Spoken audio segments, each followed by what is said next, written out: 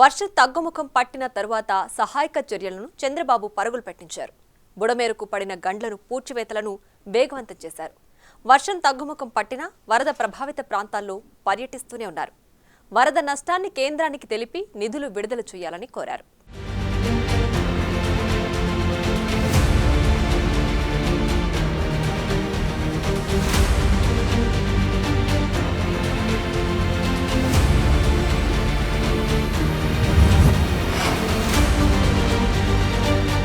గురువారం కూడా సీఎం చంద్రబాబు వరద ప్రభావిత ప్రాంతాల్లో పర్యటించారు. ఎనికేపాడు వద్ద ఏలూరు కాలువ దాటి బుడమేరు ముంపు ప్రాంతాలను ఆయన పరిశీలించారు.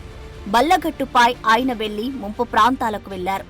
గండ్లు పడిన ప్రాంతాల్లో పనులపై అధికారులతో ఆయన చర్చించారు. దెబ్బతిన్న పంటల వివరాలు స్థానికులను అడిగి తెలుసుకున్నారు.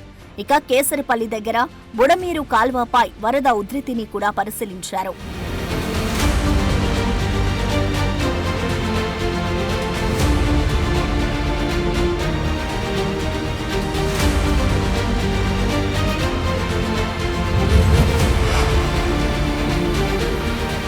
ఆ తర్వాత విజయవాడలోని మధురానగర్ ముంపు ప్రాంతాలకు వెళ్లారు చంద్రబాబు. అక్కడ మరోసారి బుడమేరు ఉధృతిని పరిశీలించడానికి రైలు వంతెన పైకి వెళ్లారు. అదే టైంలో రైలు ఎదురుగా వచ్చింది. దీంతో భద్రతా సిబ్బంది అప్రమత్తమయ్యారు. చంద్రబాబుకు అతి సమీపంగా ఆ రైలు వెళ్లింది. రైలు తగలకుండా సీఎం ఓ పక్కకు నిలబడి ఉండడంతో ప్రమాదం తప్పింది. రైలు వెళ్లిపోయాక అధికారులు ఊపిరి పీల్చుకున్నారు.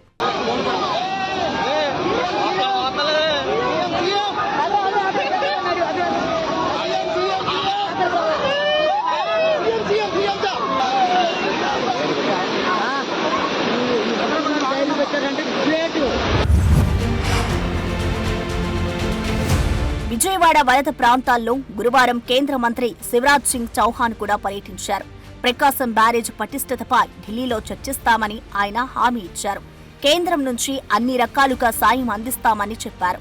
ఫుడ్ ప్యాకెట్లను డ్రోన్ల ద్వారా అందించడంతో దేశంలోనే తొలిసారి ఆయన గుర్తు చేశారు. విపత్తు సమయంలో చంద్రబాబు వ్యవహరించిన తీరు అమోఘమని ప్రశంసించారు.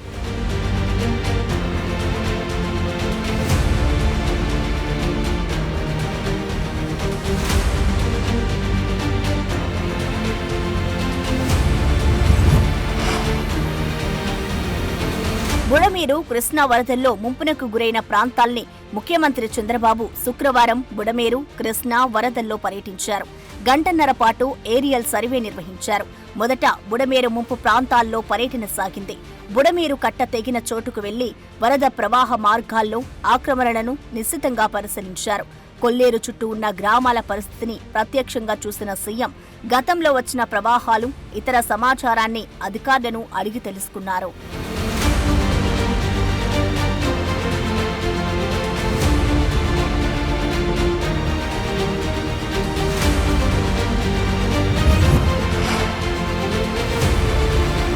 ఏరియల్ సర్వే తర్వాత గన్నవరం విమానాశ్రయం నుంచి మధురానగర్ వెళ్లారు. అక్కడ ముంపు ప్రాంతాల్లో పర్యటించారు. కాలినడకన తిరుగుతూ సహాయ చర్యలపై ప్రజల్ని అడిగి తెలుసుకున్నారు.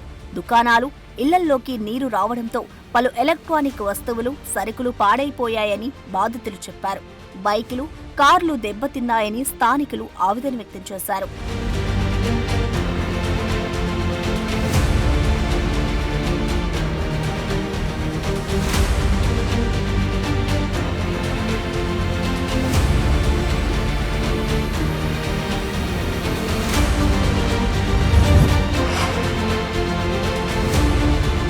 శనివారం చంద్రబాబుకి డిప్యూటీ సీఎం పవన్ కళ్యాణ్ ₹1,00,00,000 చెక్కును అందజేశారు. వరద బాధితులకు ఆ ₹1,00,00,000 విరాళంగా ప్రకటించారు. 3 రోజుల క్రితమే ప్రకటించిన శనివారం ఆయన సీఎంకి చెక్కు అందజేశారు.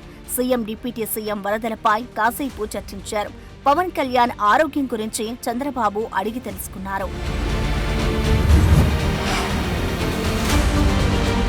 ఇక శనివారం కూడా వరద ప్రభావిత ప్రాంతాల్లో సీఎం పర్యటించారు. జోరు వానలోనూ ఆయన ఏమాత్రం వెనక్కి తగ్గలేదు. Bhavanipuram, Sitara centre, Chittinagar, Errakatta, mango market, Singh Nagar ప్రాంతాల్లో 3 గంటల పాటు ఆయన పర్యటన చేశారు. సింగ్ నగర్ లో వరద నీరు తగ్గకపోవడంతో జేసీబీ ఎక్కి మారుమూల ముంపు ప్రాంతాలకు వెళ్లారు.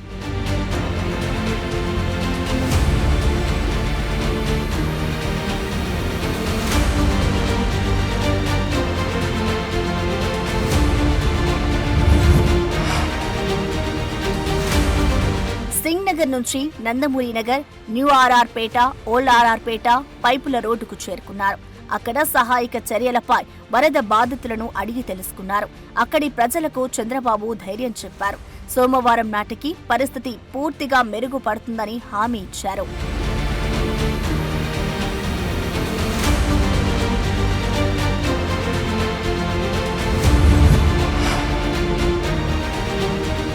వరద ముంపు ప్రాంతాల్లో పర్యటన తర్వాత మీడియా సమావేశంలో గత ప్రభుత్వంపై ఆగ్రహం వ్యక్తం చేశారు చంద్రబాబు. గత ప్రభుత్వ పాపాలు ఇప్పుడు ప్రజలకు శాపాలుగా మారాయని మరోసారి ఆవేదన వ్యక్తం చేశారు. గడిచిన 5 ఏళ్లుగా పులిచింతల, గుండ్లకమ్మ గేట్లను పట్టించుకోలేదని, బుడమేరును ఇష్టారాజ్యంగా కబ్జా చేశారని ఆరోపించారు. తగ్గినట్టే తగ్గి మళ్లీ వర్షాలు పెరగడంపై ఆయన ఆందోళన వ్యక్తం చేశారు. బాధితులకు ఇంటింటికి వెళ్లి సరుకుల కిట్ అందిస్తున్నామని చెప్పారు. ఎవరికైనా అందకపోతే డిమాండ్ చేసి తీసుకోవాలని ప్రజలను కోరారు. వరద ప్రాంతాల్లో బురద క్లీనింగ్ కూడా చివరి దశకు చేరుకుందని చెప్పారు. సెల్ టవర్ల పునరుద్ధరణ పనులు వేగంగా జరుగుతున్నాయన్నారాయన. మొదటి విడతగా కేంద్రాన్ని 6,880 కోట్లు అడిగామని చెప్పారు. అంటే మొత్తం యాక్చువల్గా ఎన్యూమరేషన్ అయిన తర్వాత యాక్చువల్గా వస్తుంది. ఫస్ట్ మనం రిపోర్ట్ పంపించకపోతే ప్రిలిమినరీ రిపోర్ట్ మనకు డబ్బులు వచ్చేందుకు లేట్ అవుతుంది. We are requesting. నిన్న కూడా కావాలని కొంతమంది వక్రీకరించారు. Government of India finance commission ప్రకారం 75-25% ఏ రాష్ట్రానికి ఎంత ఇవ్వాలో డిసైడ్ చేస్తారు. ఆ డబ్బులు రొటీన్గా వస్తుంది. అది కాకుండా మనం అడిగే డబ్బులు ఏంటంటే నేషనల్ కెలామిటీ ఫండ్ కింద నేషనల్ గవర్నమెంట్లో మనకి ఎట్టుంటుందో ఫండ్ వాళ్ళకు ఉంటుంది.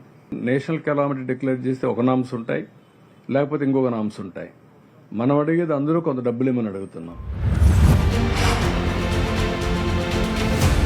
మొత్తానికి ఈ వారం మొత్తం చంద్రబాబు వరద బాధితులతోనే గడిపారు. ఆయన నిద్రపోలేదు, అధికారులను నిద్రపోనివ్వలేదు. దీంతో సహాయక చర్యలు పరుగులు పెట్టాయి. బుడమేరుకు పడిన గండిలు పూడిక పూర్తయింది.